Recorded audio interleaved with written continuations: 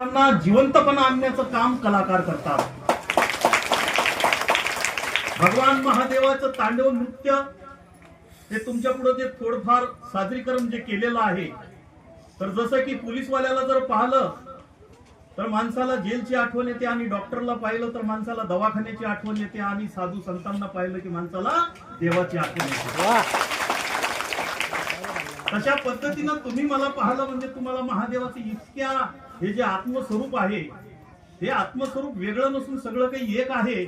जसं की समुद्र आहे, आणि समुद्रामधून घागर कधी जर भरून घेतली तर आपण म्हणतो हे समुद्रातलं पाणी आणि हे घागरीतलं पाणी. परंतु घागर कधी जर फोडली आणि ते पाणी समुद्रात जर गेलं तर तुम्ही सापडू शकत नाही की समुद्रातलं कुठलं आणि घागरीतलं कुठलं.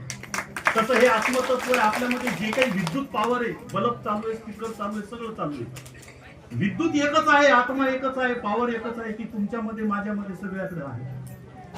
तुम्हाला कधी जर चिमटा घेतला तर तुम्हाला काही तुमच्या अंगावर फुलं पडत नाही, आणि मला चिमटा जर घेतला तर मला काही आग होत नाही. मला आग तर तुम्हालाही आग, म्हणजे तत्व एकच आहे. परंतु घागरी लय मोठे आहे, त्याच्यामुळे हे आलं ते आलं ते आलं ते आलं. परंतु महाराजांच्या नजरमध्ये तुम्ही सगळे जे आहात ते एकच आहात, म्हणून त्यांचं प्रेम तुमच्यावर होतं.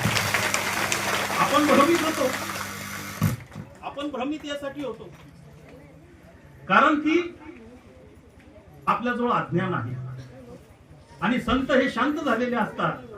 तुम्ही केलेल्या कितीही चुक्या असल्या तर ते पदरात घालतात, आणि वकील म्हणून ईश्वराच्या जवळ भांडण करतात की हा माझा भक्त आहे, या भक्ताला न्याय दे. हे संत असतात. हे संत म्हणजे शांत असतात, आणि तुमच्या कर्माचं फळ तुम्हाला मिळालेलं असतं. पण त्या कर्माची जी सजा आहे, जसा दोन वकील लढत असतात आणि जज ऐकत असतात, तर आपली मांडणी जो वकील व्यवस्थिशीर करतो तो केस जिंकतो.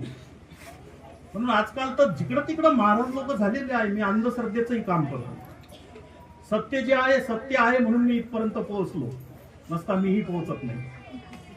खरं सांगतो, सत्य आहे म्हणून इथपर्यंत पोहोचलो. तर तुम्हालाही ओळखावं लागेल की कोणत्या दुकानामध्ये खरे तांदूळ मिळतील. नसता राशनचे तांदूळ खात बसा तर मग त्याला तुम्ही काय करणार आहे? कुठं कुठं तर प्लॅस्टिकचेच तांदूळ. त्याच्यासाठी तुम्हाला निरखून परखून तुम्ही जे इथपर्यंत आले तर 100% तुम्हाला सांगतो योग्य स्थानी तुम्ही आले. कारण की माझा अनुभव आहे, मी इथपर्यंत आलो. 2 वर्षापूर्वी मी पाहिलं होतं याच